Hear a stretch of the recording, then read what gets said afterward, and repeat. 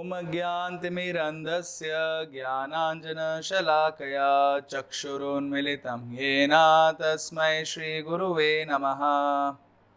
हरे कृष्णा। आप सभी का बहुत बहुत स्वागत है प्रभु रामचंद्र की कथा में, रामायण की कथा में। रामायण एक महाकाव्य है। महाकाव्य का अर्थ होता है वो रचना जो वर्तमान में लिखी गई हो। जी हाँ, रामायण की रचना तब की गई जब प्रभु रामचंद्र इस धराधाम में अपनी प्रकट लीला कर रहे थे। और ऐसी ही रामायण की चर्चा करके हमारे हृदय में भी प्रभु रामचंद्र वो जो रावण रूपी काम वासनाएं हैं उसका नाश कर सकते हैं। तो आइए हम इस कथा का प्रारंभ करते हैं। सर्वप्रथम प्रभु रामचंद्र के अनेकों अनेकों नामों में से कुछ विशेष नामों का उच्चारण करके प्रार्थना के रूप में। रामाय रामभद्राय रामचंद्राय वेदसे रघुनाथाय नाथाय सीताये पतये नमः। देखिए कितने सुंदर नाम है भगवान रामचंद्र के। ऐसा वर्णन आता है जब दशरथ महाराज प्रभु रामचंद्र को बुलाते तो उनको बोलते थे राम। तो ये मंत्र में हमने गाया रामाय। फिर रामभद्राय, उनकी जो माँ है कौशल्या जी, उनको रामा भद्राय बोलती थी। रामचंद्राय केकई जी बोला करती थी। वेद से उनके गुरु वशिष्ठ मुनि बोला करते थे। और बाकी ऋषिगण भगवान रामचंद्र को रघुनाथ के नाम से पुकारते थे और सीता माता उनको नाथ के नाम से पुकारती थी। और अंत में जनक महाराज और बाकी प्रजागण उनको सीतापति के नाम से पुकारा करते थे। इसलिए प्रभु रामचंद्र के इतने सुंदर सुंदर नामों का हमने अभी उच्चारण किया। और यही प्रार्थना वास्तव में हम जब भगवान रामचंद्र के सामने जाते हैं, राम दरबार के सामने जाते हैं, तो हमको अर्पण करनी चाहिए। ये रामायण जो है, कभी कभार ऐसा विचार आ सकता है कि ये काल्पनिक है, शायद से किसी ने रचना करी है। परंतु आप देखेंगे कि रामायण सिर्फ भारत में प्रसिद्ध नहीं है, बाहर के अनेक अनेक देशों में भी रामायण का वर्णन आता है। जैसे थाईलैंड में रामायण ही है, उसका नाम है रामिकियन। वहां पे बहुत सारा ऐसा वर्णन आता है। उनके जो बॉक्सिंग गेम्स है, उस बॉक्सिंग गेम में भी बहुत सारे जो शब्द हैं वो रामायण से ही निकाले गए हैं, रामायण के ऊपर ही निर्धारित है। यहाँ तक कि थाईलैंड में जो उसकी पिछली राजधानी थी उसका नाम भी यही था, अयोध्याई। तो देखिए ये रामायण जो कुछ काल्पनिक नहीं है, ये वास्तविकता है। ये हुई है, घटना हुई है। और आज भी हम देखते हैं कि किस प्रकार से अयोध्या जैसा एक निवास स्थान है, और उससे आगे जाएंगे चित्रकूट है, और फिर और आगे जाएंगे तो फिर पंचवटी आता है, फिर दक्षिण भारत आता है, लंका। ये सारे स्थानों का वर्णन भगवान रामचंद्र के वनवास के दौरान किया गया है। और हम देखते हैं कि कैसे इतना सारा सटीकता से बाकी पूरी दुनिया में भी, जब भगवान रामचंद्र ने लव और कुश को राज्य दिया था, पूरी दुनिया का 2 भाग में बांटा था, तो जहां पे जाके वो राज्य कर रहे थे उन देशों में आप जाएंगे तो आज भी लोग अपने आप को उन पीढ़ी से पहचानते हैं। जैसे यूथोपिया में बोलते हैं हम कुशाइट्स हैं, हम कुश से आए हैं, है ना। उसी प्रकार से हम देखते हैं भगवान रामचंद्र ने मारीच को मारा था और इतना दूर फेंक दिया था। तो जो मारीच है वो मारीच जाके गिरा था मॉरिशियस में, इसलिए उसका नाम मॉरिशियस हो गया। और ये रामचंद्र जी की लीलाएं पुरातन काल से बहुत सारे लोग इसका श्रवण करते आए हैं। और हम सुनते हैं श्रीमद् भागवत में जब सुखदेव गोस्वामी परीक्षित महाराज को लीला का वर्णन कर रहे होते हैं, तो सुखदेव गोस्वामी परीक्षित महाराज को बोलते हैं, हे परीक्षित, तुमने तो ये बहुत सारी लीलाएं सुनी है। वो बोलते हैं कि तस्यानुचरितम राजम ऋषिभीर तत्वदर्शिभिः श्रुतम ही वर्णितम भूरि त्वया सीता पतेर्मुहुः।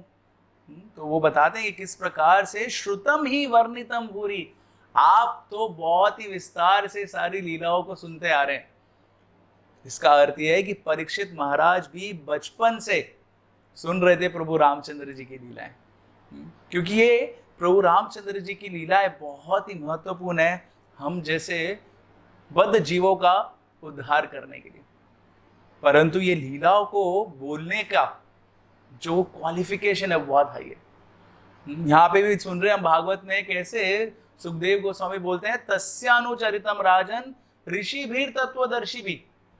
रामायण सुनी जाती है तत्वदर्शी लोगों से, जैसे वाल्मीकि जी, या फिर आगे जाके हम देखते हैं कि किस प्रकार से, या फिर आगे जाके हम देखते हैं कि किस प्रकार से लव कुश ने रामायण गाई थी। तो वहां पे वर्णन आता है कि रामायण जब वाल्मीकि जी ढूंढ रहे थे कौन बोलेगा कौन बोलेगा, तो उनको लगा कि कुछ ना कुछ क्वालिफिकेशन क्राइटेरिया लिखना चाहिए। हम देखते हैं आजकल प्रोफेसर बनने के लिए, टीचर बनने के लिए कुछ ना कुछ डिग्री क्वालिफिकेशन चाहिए होती है। तो रामायण की वर्णन करने के लिए क्या क्वालिफिकेशन चाहिए? तो बताते हैं कि वाल्मीकि द्वारा लिखी गई रामायण जो है सबसे ज्यादा प्रमाणिक और सबसे पौराणिक है। उसमें 24,000 श्लोक है जो पृथ्वी पर पाई जाती है। वैसे तो रामायण अनेक है, ब्रह्मलोक में भी रामायण है, उसमें तो लाखों लाखों श्लोक हैं। तो हम बहुत सौभाग्यशाली है कि पृथ्वी पे हमको 24,000 श्लोकों की रामायण मिली है। तो उन्होंने सोचा कि कौन व्यक्ति है जो इस रामायण की कथा करने के योग्य है, वो जिसको 24,000 श्लोक सबसे पहले पूरे कंठस्थ होने चाहिए। फिर बोला कि वो व्यक्ति गाने में निपुण होना चाहिए, वो रामायण बोलना नहीं है, गाना है। फिर बोला गाने के साथ खाली गाएंगे कैसे, बजाना भी आना चाहिए, तो उसको कुछ ना कुछ वाद्य यंत्र भी बजाने आनी चाहिए। और उसके साथ जो उसकी आवाज, अभी कोई भी गाएगा तो मधुर नहीं लगेगा, उसकी आवाज भी मधुर होनी चाहिए, उसकी ध्वनि मधुर होनी चाहिए, और उसका जो मनोभाव होना चाहिए और उसका जो कार्यकलाप होना चाहिए वो दूसरों को प्रसन्न करने वाला होना चाहिए। रामायण है ना, राम जी का अर्थ एक और ये है जो हमको आनंद देते हैं, खुद भी आनंद देते हैं। और अंत में ऐसा बताते हैं कि वो व्यक्ति, उसका चरित्र बहुत ही शुभ होना चाहिए, बहुत ही ज्यादा आकर्षक करने वाला होना चाहिए और बहुत ही ज्यादा हृदय को छूने वाला होना चाहिए। तो ये सारी क्वालिफिकेशन लेके वाल्मीकि जी ढूंढ रहे थे, तो उनको लव कुश मिले जो प्रभु रामचंद्र के ही पुत्र थे। तो भला फिर हम कैसे रामायण के ऊपर चर्चा कर सकते हैं? हम चर्चा कर रहे हैं सिर्फ और सिर्फ अपने गुरुओं के आदेशों के अनुसार। जी हाँ, हमने कुछ रामायण में इधर उधर नहीं लिखा है, परंतु जो हमारे गुरु से हमने सुना है, जो इस्कॉन के संस्थापक आचार्य AC भक्तिवेदांत स्वामी श्रील प्रभुपाद जी से हमने सुना है, उसका हम लोग चर्चा करने का प्रयास करेंगे। क्योंकि जहां पे प्रभु रामचंद्र होते हैं वहां पे क्या क्या चले जाता है, तो भागवत में वर्णन आता है जब भगवान रामचंद्र अयोध्या वापस आए थे लंका के ऊपर विजय प्राप्त करके, उसके बाद जो उन्होंने राज्य किया, उस राज्य का गुणगान करते हुए सुखदेव गोस्वामी परीक्षित महाराज को बताते हैं कि नादि व्याधि जरा ग्लानि दुख शोक भयाक्लम मृत्युश्छानि च तम नाशित रामे राजाने दोक्षजे।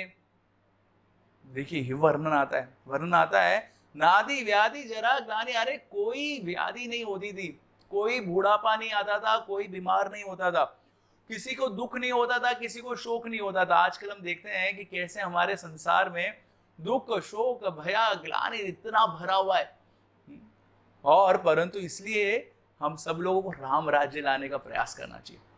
राम राज्य कब आएगा? जब हम भगवान रामचंद्र के बारे में श्रवण करेंगे, भगवान रामचंद्र के शुद्ध भक्तों के बारे में श्रवण करेंगे, जिससे हमारा हृदय शुद्ध होगा, और फिर हम उन्हीं भगवान राम जो मर्यादा पुरुषोत्तम के रूप में हमारे सामने आए थे और हमको सिखाने आए थे कि क्या है धर्म के जो प्रिंसिपल्स, उन प्रिंसिपल्स को हम फॉलो कर पाएंगे।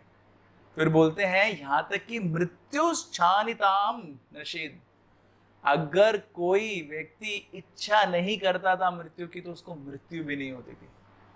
ऐसा था प्रभु रामचंद्र का राज्य, और वही राज्य हमको भी अपने जीवन में लाने का प्रयास करना चाहिए। और इसी उद्देश्य से हम प्रभु रामचंद्र के ऊपर ये रामायण की कथा कर रहे हैं। इसमें हम चर्चा करेंगे विशेषकर 3 मुख्य कांड की। जी हाँ, वाल्मीकि जी ने रामायण लिखी, उसमें 6 कांड लिखे। सबसे पहला है बाल कांड, जिसमें प्रभु रामचंद्र के जो बाल्य लीला है उनका वर्णन है, और किस प्रकार से जब तक वो जनकपुर में जाके जानकी जी यानी सीता माता से उन्होंने विवाह किया तब तक की लीला का वर्णन है। उसके बाद वाल्मीकि जी वर्णन करते हैं अयोध्या कांड का। अयोध्या कांड में बताते हैं कि किस प्रकार से प्रभु रामचंद्र जब वापस आए, अयोध्या में रह रहे थे, और मंत्रा के उकसाने पर केकई ने किस प्रकार दशरथ से वर मांगा कि मेरा पुत्र भरत राजा बनना चाहिए और राम को वनवास हो जाना चाहिए। और कैसे प्रभु रामचंद्र वनवास की ओर गए सीता माता लक्ष्मण को लेके और अत्रि अनुसुईया के आश्रम में पहुंचे। उसके बाद वाल्मीकि जी वर्णन करते हैं आरण्य कांड का। आरण्य कांड में प्रभु रामचंद्र दंडकारण्य वनों में किस प्रकार से रहे और किस प्रकार से वो चलते चलते चलते चलते चित्रकूट होते हुए आगे गए, उसका वर्णन करते हैं। और फिर आता है किष्किंधा कांड। जी हाँ, ये जो हमारी कथा है रामायण के, हम किष्किंधा कांड से प्रारंभ करने वाले हैं। किष्किंधा कांड में वो वर्णन आता है कि जब प्रभु रामचंद्र सीता के जाने के बाद जब रावण लेके चला गया था सीता को, उस समय रामचंद्र लक्ष्मण जी के साथ सीता के विरह में विलाप कर रहे होते हैं और उनको पता चलता है कि कौन उनकी मदद कर सकता है, सुग्रीव, हनुमान, ये सब। तो कैसे भगवान सुग्रीव हनुमान से पहली बार मिलते हैं, वहां से किष्किंधा कांड प्रारंभ होता है। और फिर किस प्रकार से भगवान वाली का वध करते हैं, ये सारी लीला उसके अंदर आती है। फिर आता है एक बहुत ही विशेष कांड जिसका नाम भी बहुत विशेष है, वो है सुंदर कांड। अभी सुंदर कांड क्या है, तो इसमें बताते हैं सुंदर कांड में वो वर्णन है जो हनुमान जी जब लंका के लिए उन्होंने छलांग लगाई थी और लंका में जाके उन्होंने सीता माता को ढूंढ लिया था। जी हाँ, ये वर्णन आता है सुंदर कांड में और इसकी लीला भी बहुत मधुर है। और उसके बाद आता है युद्ध कांड। जी हाँ, युद्ध कांड, जब वो बहुत ही पराक्रमी युद्ध हुआ था भगवान रामचंद्र की सेना और रावण की सेना के बीच में, और प्रभु रामचंद्र विजयी हो गए थे। और इसीलिए हम लोग बनाते हैं दशहरा, है ना, राम विजय उत्सव। आप सबको जान के प्रसन्नता होगी कि इस्कॉन कानपुर का उद्घाटन भी दशहरा के दिन, राम विजय उत्सव वाले दिन हुआ था। जी हाँ, और उसके बाद बहुत सारे आगे वर्णन भी आता है, उसको बोलते हैं उत्तरकांड भी बोलते हैं कभी कभार। उसमें प्रभु रामचंद्र किस प्रकार अयोध्या आए और उन्होंने अपना राजकाज वापस संभालना शुरू किया, इन सारी चीजों का वर्णन है। तो ऐसे ही वर्णन के साथ हम लोग अपनी रामायण का प्रारंभ करेंगे। और आप सबसे हम प्रार्थना करते हैं कि कृपया करके प्रभु रामचंद्र की लीलाओं को खाली श्रवण ही ना करें, उसको अपने जीवन में अपनाने का भी प्रयास करें। एक बार इस्कॉन के संस्थापक आचार्य श्रील प्रभुपाद जी से बोला गया कि स्वामी जी, ये रामायण लगता है कुछ काल्पनिक है, किसी ने लिख दी है, माइथोलॉजी है, अपने आप लिख दी है। और हम देखते हैं कि क्या कथा है रामायण में। अरे वो एक हस्बैंड है, उसकी वाइफ किडनैप हो गई है और वो उसके पीछे पूरा युद्ध लड़ रहा है। तो ये तो हमको एक सांसारिक कथा लग रही है, इस सांसारिक कथा से क्या सीख सकते हैं? तो प्रभुपाद जी ने बताया कि आपको ये एक सांसारिक कथा लग सकती है, परंतु भक्तों के लिए ये हनुमान की जो भक्ति है प्रभु रामचंद्र के लिए, उसकी कथा है। सीता माता की जो भक्ति है प्रभु रामचंद्र के लिए, उसकी कथा है। लक्ष्मण जी की जो भक्ति है उसकी कथा है। भरत महाराज की जो भक्ति है उसकी कथा है। शत्रुघ्न की जो भक्ति है उन सबकी कथा है। तो ये रामायण प्रभु रामचंद्र के प्रति जो हमारी भक्ति है उसकी कथा है। और हम ये भक्ति सीख सकते हैं जो प्रामाणिक भक्त जिनका हम लोग श्रवण करेंगे रामायण में। तो आप सबसे विनती है कृपया करके हमारे साथ बने रहे। और अगले सत्र में हम लोग प्रारंभ करेंगे हमारी किष्किंधा कांड की कथा। किष्किंधा कांड, उसके बाद सुंदर कांड और फिर उसके बाद युद्ध कांड तक हम लोग जाने का प्रयास करेंगे। प्रभु रामचंद्र भगवान की जय। हरे कृष्णा।